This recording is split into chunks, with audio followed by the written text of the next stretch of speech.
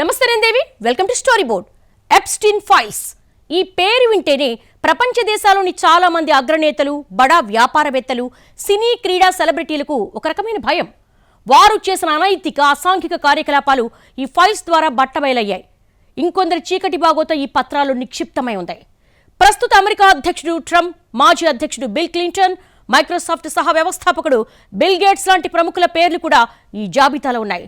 Jeffrey Epstein files కు సంబంధించి విడుదలవుతున్న పత్రాలు, ఫోటోలు, వీడియోలు కొందరు ప్రముఖుల గుండెలో రైళ్లు పరిగెత్తిస్తున్నాయి. జెఫ్రీ ఎప్స్టీన్ అనే వ్యక్తి అమెరికాలో ఒకప్పుడు అత్యంత శక్తివంతమైన ఫైనాన్షియర్. తనకున్న పలుకుబడితో ప్రపంచంలోని ప్రముఖ రాజకీయ నేతలు, వ్యాపారవేత్తలతో సంబంధాలు నేర్పేవాడు. ఈ ముసుగులో అతడు మైనర్ బాలికల అక్రమ రవాణా, లైంగిక వేధింపుల నెట్వర్క్ను నడిపేవాడు. గత ఏడాది అమెరికా కాంగ్రెస్ పాస్ చేసిన ఎప్స్టీన్ ఫైల్స్ ట్రాన్స్పరెన్సీ యాక్ట్ ద్వారా ఈ రహస్యాలన్నీ బయటకొస్తున్నాయి. ఈ ఏడాది జనవరిలో ఏకంగా 35 లక్షల పేజీల డాక్యుమెంట్లు, వేల సంఖ్యలో వీడియోలు, ఫోటోలు బహిర్గతమయ్యాయి. డబ్బుంటే ఆస్తులు సంపాదిస్తారు, ఇంకా ఎక్కువైతే అనైతిక పద్ధతుల్లో అధికారం కోసం వెంపర్లాడతారు. అంతేకాని డబ్బుంది కదా అని అభంశుభం తెలియని అమ్మాయిల జీవితాలతో ఆడుకోవడం, అందుకు కొందరు ప్రపంచ ప్రముఖులు సహకరించడం చూసి అన్ని దేశాలు అవాక్కవుతున్నాయి. ప్రపంచ ప్రముఖులతో సంబంధాలు పెట్టుకున్న ఒక అమ్మాయిల బ్రోకర్ తన పర్వర్షన్ను టీనేజీ అమ్మాయిలపై రుద్ది వారిని తోలుబొమ్మల్లా ఆడించడమే కాకుండా అందుకోసమే ప్రైవేట్ దీవుల్ని కొని మరీ అక్కడ విలాసవంతమైన రిసార్ట్లు నిర్మించడం చూస్తుంటే మతిపోతోంది. ఎప్స్టీన్ పార్టీలకు హాజరైన ప్రముఖుల జాబితా చూస్తే దాదాపుగా ఆ కాలంలో చక్రం తిప్పిన ప్రముఖులందరూ కనిపిస్తున్నారు. ఇప్పటిదాకా డ్రగ్ కార్టెల్స్ గురించి మాత్రమే తెలిసిన ప్రపంచానికి ఎప్స్టీన్ ఫైల్స్లో వెలుగు చూసిన బూతు బాగోతం, చీకటి ప్రపంచ మానవాళ్లు చూసి కళ్ళు బైర్లు కమ్ముతున్నాయి.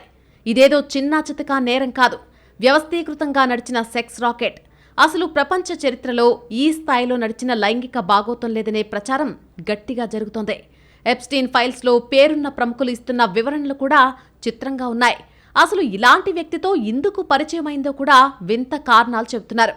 ఏదేమైనా అమెరికా లాంటి స్వేచ్ఛకు ప్రాధాన్యమిచ్చే దేశంలో, అత్యంత నాగరిక ప్రజలుంటారనుకునే దేశంలో ఈ స్థాయిలో వెలుగు చూసిన సెక్స్ రాకెట్ను, అందులో ప్రస్తుత మాజీ అధ్యక్షుల ఫోటోలు కూడా చూసిన తర్వాత ఇక ఇప్పుడు ట్రంప్ చెప్పే మెక్సికో డ్రగ్ సప్లయర్లు, ఆయా దేశాల్లో ఉన్న డ్రగ్ నెట్వర్క్లు అంత పెద్ద లెక్క అనే సందేహాలొస్తే అది అమెరికన్ల తప్పు కానే కాదు. జెఫ్రీ ఎప్స్టీన్ అమెరికాకు చెందిన ఒక ఫైనాన్షియర్. సమాజంలో ప్రముఖులతో సంబంధం ఉన్న వ్యక్తిగా పేరు పొందిన ఆయన 2005లో 14 ఏళ్ల బాలికను లైంగికంగా వేధించినట్టు ఆరోపణలు ఎదుర్కొని దోషిగా తేలాడు. ఆ తర్వాత మైనర్ బాలికల ట్రాఫికింగ్ నెట్వర్క్ను నడిపినట్టు ఆరోపణలు ఎదుర్కొంటూ 2019లో జైల్లోనే చనిపోయాడు. ఆత్మహత్య చేసుకున్నాడని అధికారులు చెబుతున్నప్పటికీ అతడి మరణంపై లాయర్లు పలు అనుమానాలు వ్యక్తం చేశారు. ఎప్స్టీన్ మరణించిన తర్వాత అనేక మంది బాలికలు బయటకొచ్చి తాము వేధింపులకు గురయ్యామని చెప్పడం అప్పట్లో సంచలనం సృష్టించింది. మొదట్లో బాధితుల వాంగ్మూలాన్ని నమ్మశక్యంగా లేదనే అభిప్రాయాలు కూడా వచ్చాయి. కానీ ఆ తర్వాత కొందరు బాధితులు ఆధారాలు కూడా బయటపెట్టడంతో నిజాలు కఠోరంగానే ఉంటాయనే వాస్తవం మరోసారి మొదట అమెరికా అధికారులకు, ఇప్పుడు మొత్తం ప్రపంచానికి ఆవిష్కృతమైందే. జెఫ్రీ ఎప్స్టీన్ కేసు దర్యాప్తులో భాగంగా పోలీసులు పలుచోట్ల సోదాలు నిర్వహించి అనేక డాక్యుమెంట్లు, బాధితులు, సాక్షుల స్టేట్మెంట్లు రికార్డు చేశారు. ఈ కుంభకోణంలో ఎప్స్టీన్ భాగస్వామి, మాజీ ప్రేయసి గిస్లెన్ మ్యాక్స్వెల్ ప్రమేయం ఉన్నట్టు తేలిందే. 2021లో న్యాయస్థానం ఆమెను దోషిగా తేల్చి 20 ఏళ్ల పాటు జైలు శిక్ష విధించింది. ఈ క్రమంలో బయటకొచ్చిన వీడియోలు ప్రపంచవ్యాప్తంగా సంచలనం సృష్టించాయి. చిన్నపిల్లలపై అకృత్యాలు, రాజకీయ ఆర్థిక శక్తులతో కలిసి చేసిన అరాచకాలు బయటికి రావడం అందరినీ విస్మయానికి గురిచేసింది. 2025లో అమెరికా న్యాయశాఖ విడుదల చేసిన మెమో ప్రకారం FBI 300 గిగాబైట్లకు పైగా డేటా ఆధారాలను సేకరించింది. వీటిలో వేధింపులకు గురైన బాలికల ఫోటోలు, వీడియోలు, ఇతర వ్యక్తులకు సంబంధించిన ఇమెయిల్స్, దర్యాప్తులో భాగంగా రికార్డ్ చేసిన ఇంటర్వ్యూలు కూడా ఉన్నాయి. సంవత్సరాల పాటు ఎప్స్టీన్ గెస్ట్ హౌస్లు, రిసార్టుల్లో యాంత్రిక జీవితం గడిపి శారీరక, మానసిక వేదన అనుభవించిన బాధితుల్లో కొందరు ఇప్పుడిప్పుడే బయటకొచ్చి ధైర్యంగా మాట్లాడుతున్నారు. మరికొందరు ఇంకా అజ్ఞాతంలోనే ఉన్నారని నివేదికలు చెబుతున్నాయి. ఎప్స్టీన్ చేసింది అసాధారణ నేరమని, దానికోసం ఇప్పుడున్న చట్టాలు, సెక్షన్లు సరిపోవని, అసలు ఇలాంటి నేరం జరుగుతుందని ఏ వ్యవస్థ ఊహించని దారుణాలు జరిగాయని ఆ బాధితులు చెబుతుంటే విని అధికారులు విస్తుపోయారు. ఇక్కడ ఎప్స్టీన్ చేసిన నేరం కంటే అలాంటి నేరాలతో ప్రముఖులుగా చెప్పుకునే కొందరికి ప్రత్యక్షంగా సంబంధాలున్నాయని, మరికొందరికి పరోక్ష సంబంధాలున్నాయని తేలడం కూడా దిగ్భ్రాంతిని కలిగిస్తోంది. ఎప్స్టీన్ ఫైల్స్ వ్యవహారంలో ఎంతో మంది ప్రముఖుల పేర్లు బయటకొచ్చాయి. బాలీవుడ్ సెలబ్రిటీల పేర్లు కూడా ఉన్నట్టు కథనాలు రావడం అందర్నీ షాక్కి గురిచేసిందే. గతంలో ఎప్స్టీన్ ఏర్పాటు చేసిన పార్టీకి బాలీవుడ్ సినీ ప్రముఖులు హాజరయ్యారంటూ వార్తలొచ్చాయి. అయితే బాలీవుడ్ ప్రముఖులు ఉన్నారన్న వార్తల్లో నిజం లేదని ఆ తర్వాత తేలిందే. ఎప్స్టీన్ ఫైల్స్ గురించి ప్రపంచవ్యాప్తంగా చర్చలు జరుగుతున్న తరుణంలో ఓ డాక్యుమెంటరీ సిరీస్ ఇప్పుడు ట్రెండింగ్లోకి వచ్చింది. ఎప్స్టీన్ స్టోరీతో 2020లో ప్రముఖ ఓటీటీ సంస్థ నెట్ఫ్లిక్స్ ఈ డాక్యుమెంటరీ రూపొందించింది. జెఫ్రీ ఎప్స్టీన్ ఫిల్దీ రిచ్ అనే పేరుతో 4 ఎపిసోడ్లుగా ఈ సిరీస్ తీశారు. ఇప్పుడు ఎప్స్టీన్ ఫైల్స్ ద్వారా విస్తుపోయే అనేక విషయాలు వెలుగులోకి వస్తూ ఉండడంతో అందరూ వీటి గురించి పూర్తిగా తెలుసుకోవడానికి ఇంట్రెస్ట్ చూపిస్తున్నారు.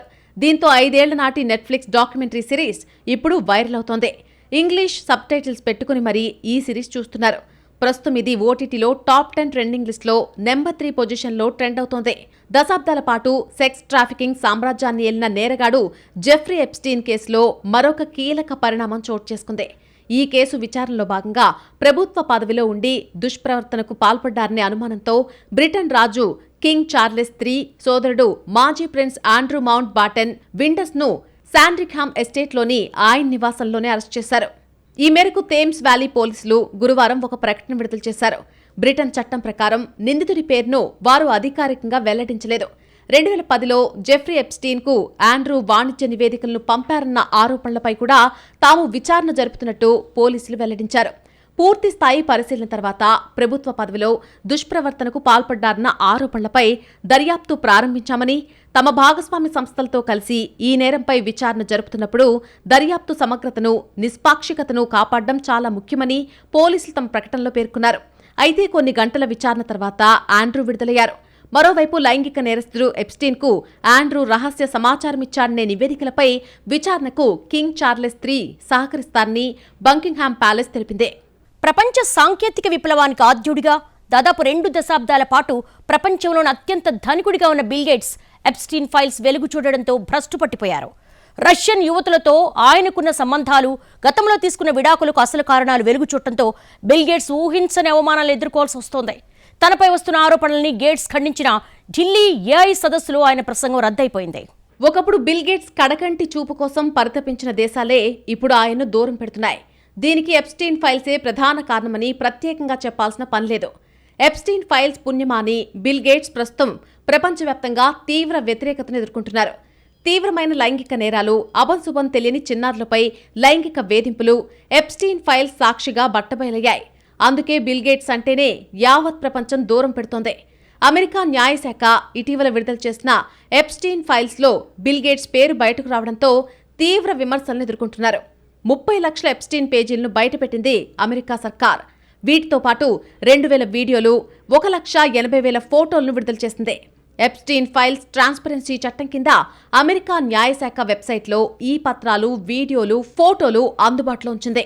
2019లో జైల్లో చనిపోయిన ఎప్స్టీన్ ఆధ్వర్యంలో మైనర్ బాలికలపై జరిగిన లైంగిక వేధింపులకు సంబంధించిన వివరాలు అందులో ఉన్నాయి. ఎప్స్టీన్తో బిల్ గేట్స్, అమెరికా అధ్యక్షుడు డొనాల్డ్ ట్రంప్, మాజీ అధ్యక్షుడు bill Clinton, Elon Musk, Britain మాజీ యువరాజు ఆండ్రూలతో జరిపిన సంభాషణలున్నాయి. రష్యన్ యువతులతో లైంగిక సంబంధాలు పెట్టుకోవడంతో సుఖవ్యాధుల బారిన పడిన గేట్స్ అవి తన భార్యకు సంక్రమించకుండా వ్యాక్సిన్లు కూడా ఇచ్చినట్టు వెలుగులోకొచ్చింది. బిల్ గేట్స్ కు ఆయన భార్య మెలిండా గేట్స్ కొంతకాలం క్రితం విడాకులు కూడా ఇచ్చారు. ఆయన అక్రమ, అనైతిక లైంగిక కార్యకలాపాలను భరించలేక విడాకులు తీసుకున్నట్టు మెలిండా తెలిపారు. ఎప్స్టీన్ ఫైల్స్ లో బిల్ గేట్స్ పేరు బయటపడడంతో ప్రపంచం నివ్వెరపోయింది. బిల్ గేట్స్ ఎంతటి తీవ్ర లైంగిక నేరాలకు పాల్పడ్డారు అన్నది ప్రపంచానికంతా తెలిసిపోయింది. తన తప్పును గ్రహించిన బిల్ గేట్స్ ఈ మధ్యే క్షమాపణలు కూడా చెప్పారు. ఎప్స్టీన్తో గడిపిన ప్రతి నిమిషాన్ని బాధగా వర్ణించారు. ఆ ఘటనల పట్ల క్షమాపణలు కోరుతున్నట్టు ప్రకటించారు. ఇండియా AI సదస్సులో బిల్ గేట్స్ పాల్గొంటారని గేట్స్ ఇండియా ఫౌండేషన్ ఈ మధ్య ప్రకటించింది. AIపై ఆయన ప్రసంగిస్తారని పేర్కొన్నారు. అధికారిక వెబ్సైట్లో ఉంచిన అతిథుల జాబితాలో బిల్ గేట్స్ పేరుందే. ప్రసంగించాల్సిన సదస్సు ప్యానలిస్టులు జాబితాలో ఆయన పేరుందే. అయితే అనూహ్యంగా సదస్సుకు బిల్ గేట్స్ దూరంగా ఉంటున్నట్టు గేట్స్ ఫౌండేషన్ ఇండియా విభాగం ప్రకటించింది. ఈ ప్రకటన వెనుక ఎప్స్టీన్ ఫైల్స్ కారణంగా వచ్చిన వ్యతిరేకతతో పాటు బిల్ గేట్స్ అంటే ప్రస్తుతం ప్రపంచ దేశాలు చూపుతున్న విముఖత కూడా కారణమంటున్నారు. ప్రపంచవ్యాప్తంగా ఎప్స్టీన్ ఫైల్స్ కుంభకోణం సంచలనంగా మారింది. డొనాల్డ్ ట్రంప్, ఎలన్ మస్క్ వంటి ఎంతో మంది ప్రముఖుల పేర్లను అమెరికా న్యాయశాఖ విడుదల చేసింది.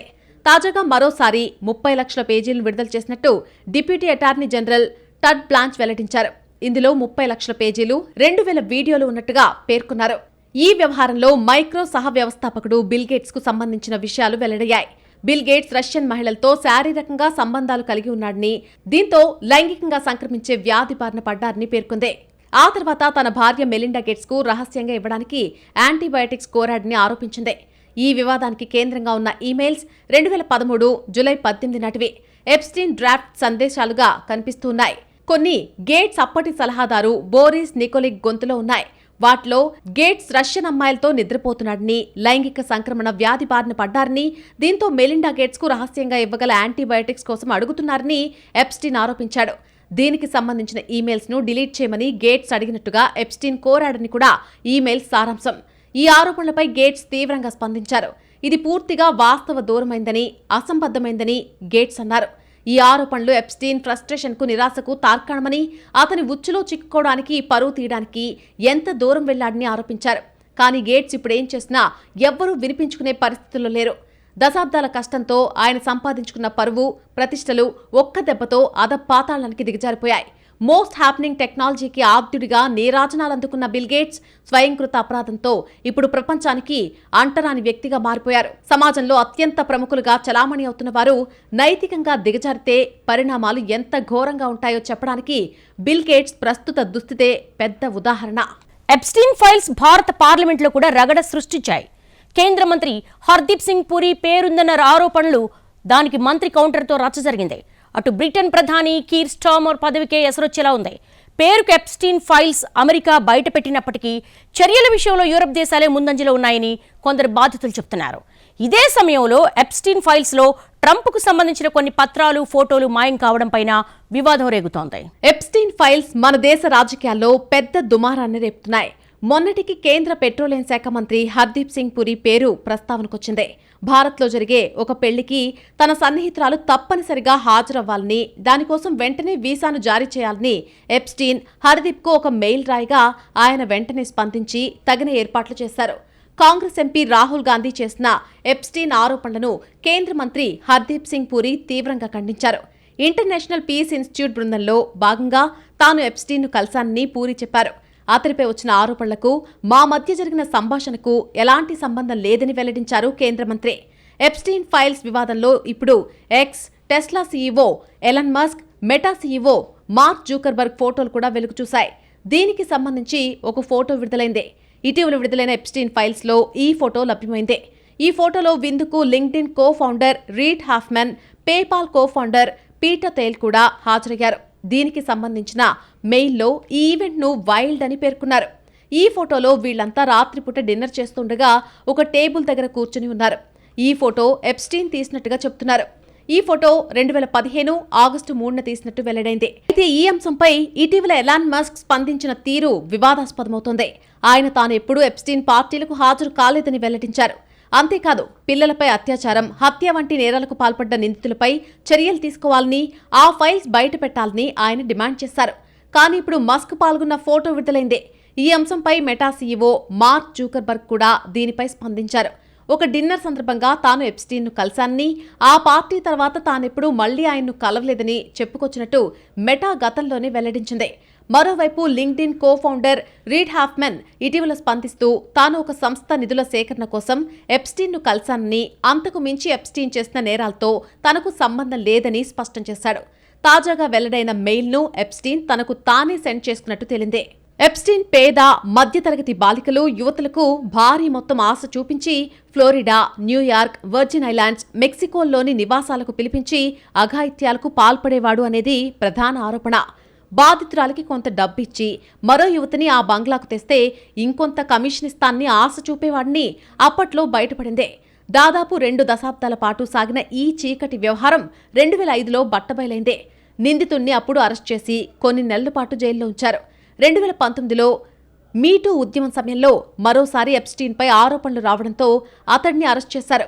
అదే ఏడాది ఆగస్టులో అతడు జైల్లోనే అనుమానాస్పద స్థితిలో చనిపోయాడు. దాన్ని ఆత్మహత్యగా పోలీసులు తేల్చారు.